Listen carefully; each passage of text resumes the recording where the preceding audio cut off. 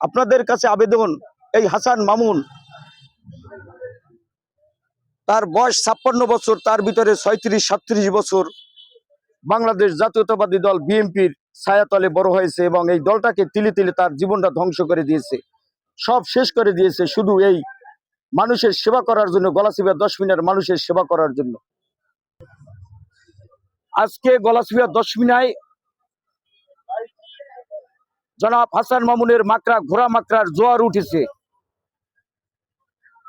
এমন জোয়ার আমরা আমাদের জীবন দশায়, আমাদের বয়সে আমরা এরকমের জোয়ার আমরা দেখি নাই। সমস্ত স্তরের মানুষ,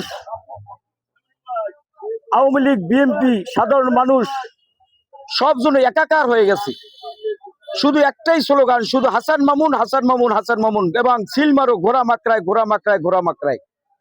সুতরাং আজকে যারাই আবেদন করছে আওয়ামী লীগের ভোট নেওয়ার জন্য, আকুতি মিনতি করছে, কিন্তু এই আওয়ামী লীগকে নিষিদ্ধ করার জন্য যারা ভূমিকা রেখেছে, এনসিপি দল, গণ অধিকার, আজকে একটা আওয়ামী লীগের নেতা কর্মীও তারা পাশে পাচ্ছে না। সমস্ত জন ঘোড়া মাকড়ার জন্য যেন তারা ঝাঁপিয়ে পড়ছে, যেন এই মাকড়াটা তাদের প্রিয় মাকড়া। আমার দৃঢ় বিশ্বাস 12 তারিখ বৃহস্পতিবার গলাচিপার 10 মিনার মানুষে এমন ভোটের ব্যবধানে বিজয় লাভ করবে, কোন প্রার্থী, সেটা হাত পাকা হোক, দাড়ি পাল্লা হোক এবং ট্রাক মাত্রা হোক, কারো ধারো কাছেও কেউ থাকবে না হাসান মামুনের। সুতরাং আমরা সর্বোচ্চ ভোট দিয়ে আমরা 12 তারিখ ঘোড়া মাকড়াকে বিজয় করে আমরা মহান সংসদে আমরা হাসান মামুনকে আমরা পাঠাবো।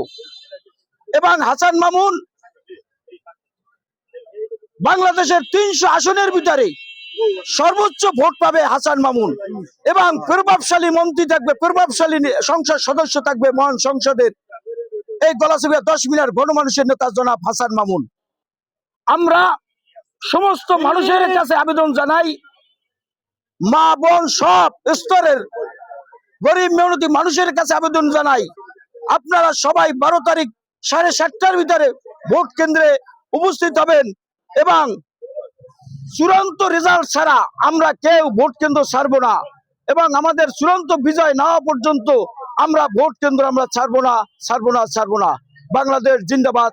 আমাদের নেতা গলাচিপা 10 মিনার সর্বস্তরের মানুষের নেতা হাসান মামুন জিন্দাবাদ, জিন্দাবাদ, জিন্দাবাদ।